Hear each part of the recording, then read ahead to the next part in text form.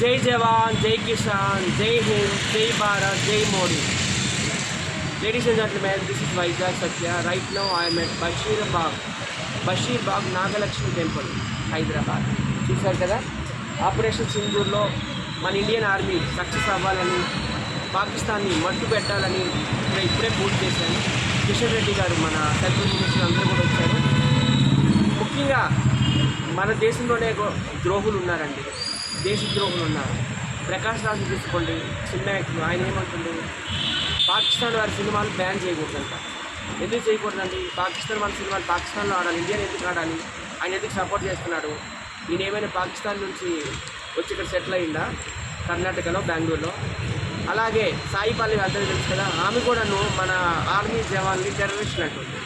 మనం వాళ్ళు టెర్రరిస్ట్ అంటే వాళ్ళు కూడా మనం టెర్రరిస్ట్ అంటారంటారు. అలాగే సంబంధాలు తీసుకోండి, ఆమె ఏమంటుంది, సముద్రం తన నీళ్ళని తాగదు, ఇతరుల కోసమే ఆ వాటర్ని ఇస్తుంది. పువ్వు కూడాను తన పరిమళాన్ని ఆస్వాదించదు, ఇతరుల కోసమే అందిస్తుంది. అలాగే నది కూడా, నదులు సముద్రాలు ఆ వాటర్ తాగదు, ఇందాక చెప్పినట్టు అని ఏవో పిచ్చిగా శాస్త్రాలు వేదాలు చెప్తుందనమాట. చెట్లు తన పళ్ళు తినవు, ఇతరుల కోసం ఇస్తున్నాయి. అలాగే మనం కూడాను ఇతరుల కోసం ఉపయోగపడాలి అంటుందంటే ఇండైరెక్ట్గా పాకిస్తాన్కి సపోర్ట్ చేస్తుంది. అంటే మనం పాకిస్తాన్కి ఎందుకు వాటర్ ఇవ్వాలి? సింపుల్ జనాలు చెప్పండి మీరే.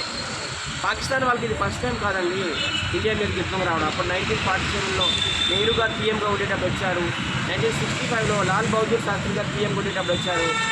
అలాగే 1971లో ఇందిరాగాంధీ పీఎంగా ఉండేటప్పుడు వచ్చారు. అలాగే 1999లో వాజ్పేయి గారు పీఎంగా ఉండేటప్పుడు వచ్చారు మన మీద అటాక్ చేయడానికి. ఇప్పుడు మళ్ళీ 2025లో మోడీ గారు పీఎంగా ఉండేటప్పుడు వచ్చారు.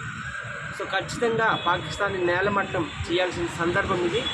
అందరూ కూడాను ఏకం అవ్వండి, ఇండియన్ ఆర్మీకి సపోర్ట్ చేయండి. జై జవాన్, జై కిసాన్, జై భారత్, జై మోడీ, జై ఆపరేషన్ సింధూర్.